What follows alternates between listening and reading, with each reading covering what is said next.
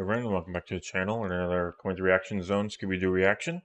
So we are back with What's New Scooby-Doo, where last time we reacted to Toy Scary Boo, which we rated a 6.5, and the time before that, Scooby-Doo Christmas, which we rated a 6 out of 10. So between Toy Scary Boo, there was a 2-week time skip, and now we are watching Lights, Camera, Mayhem, released on February 15th, 2003, episode number 12, series episode 216. And in this episode, when the Faceless Phantom drives a stuntman off a movie set, the gang volunteers to replace them. And it kind of gives me like the Ape Not the Case episode from Where Are You? So I'm curious to see how close that will be. So some notes and trivia for this episode. The aunt that Velma refers to in this episode, who's never seen in person, must be Velma's aunt through marriage, because after arriving in the studio, Velma, when talking to old Pete, referred to her as Mrs. Dingley, indicating that she's the wife of Velma's dad's brother. And then a Daphne-adiac from the DTV film Scooby-Doo Frank and Creepy has a photo of Daphne wearing her dress from the red carpet premiere of the Modem 2. When Shaggy and Scooby are doing a motorcycle stunt jumping over a shark pool, Velma says she never think to see Scooby jump the shark. The term jump the shark refers to something in a TV show that decreases in quality. And then the modem, while taking place inside a fax machine, is a spoof on the Matrix, judged by the other poster seen at the episode's end. The Modem 2 is released at the end of the episode, just as Matrix 2 was released a few months later in real life. Well, that's pretty interesting. And then the name Rip Bannon is similar to Race Bannon, here in Hanna-Barbera's Johnny Quest franchise. And then the name Dr. Bikini and the theme of a teen beach star in a spy mission is suggested of Dr. Goldfoot and the Bikini Machine, 1965. A spin-off of Frankie Avalon's Beach Party series. The villainous Dr. Goldfoot was played by Vincent Price, who wanted to play Vincent Van Gogh in the 13 Goes to Scooby-Doo. Oh, that's cool. So kind of like another similar style to Vincent Price as well. And that's all we have. So no references to the Ape episode, but I think it'll give me similar vibes. So let's get right into it. Nice, holding spear guns, and then the way she's dressed. Oh gosh, that's ridiculous. Okay, so we got a stunt double doing a stunt. Oh my gosh, the motorcycle full-on blew up. Holy crap. Gotcha, okay. So we have a security guard at the front desk. That seems like a character that'll appear later. The last time they've been on the studio was in Scooby-Doo Goes Hollywood as like the fake stars of the Scooby-Doo show, so that's interesting. Junior, gotcha. The big guy for his stunt double. I feel like they go quicker with like body types and stuff. Like whenever you see like the Marvel stunt doubles and things. Now they're talking about doing stunts. Like you're not even trained, guys. Like come on. That's so bad.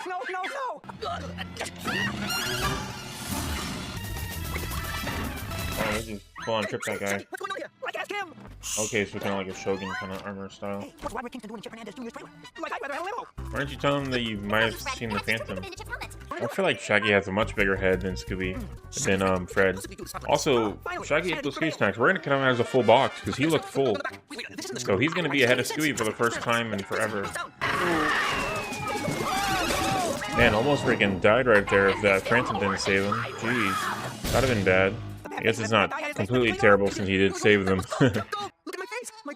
Oh, so gotcha. I like how it was just called Chip's makeup as well. So that had to be that other dude that put the makeup in there. So they're not just gonna even bother using the helmet. He appears so quickly, man. Oh, so she's also now a stunt double for her as well? Yeah, that's what I was afraid of. Do you want a Scooby snack? Offering her a Scooby. That's cute. I like that a lot. Gives me the Lynn and Carlina vibe that she goes for later in the live action. Good job, Shag. Nice. He installed it for Shaggy too. That's awesome. I like how they call it wires, you know, it's obviously ropes. No, Laura said you had to. Yeah, that happens all the time. Oh, she looks good as the Russian style.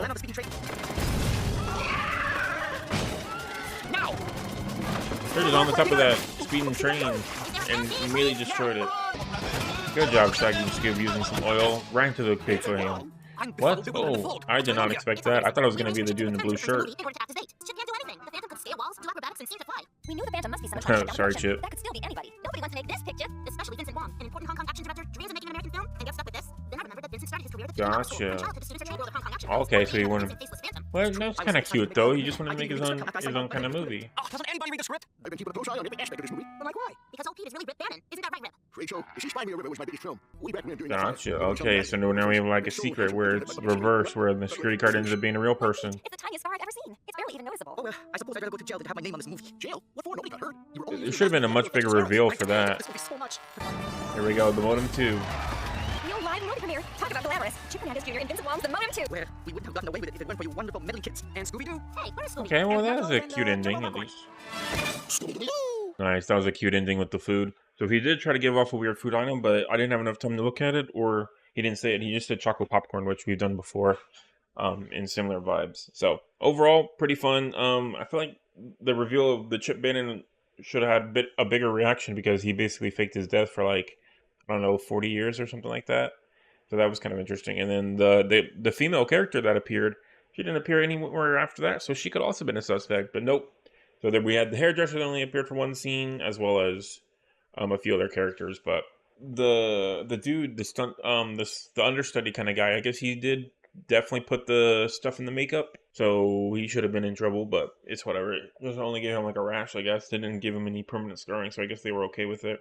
And then they did say nobody got hurt, but definitely some people got hurt because like that stunt double that quit fully after his motorcycle blew up, like he did not have a fun time.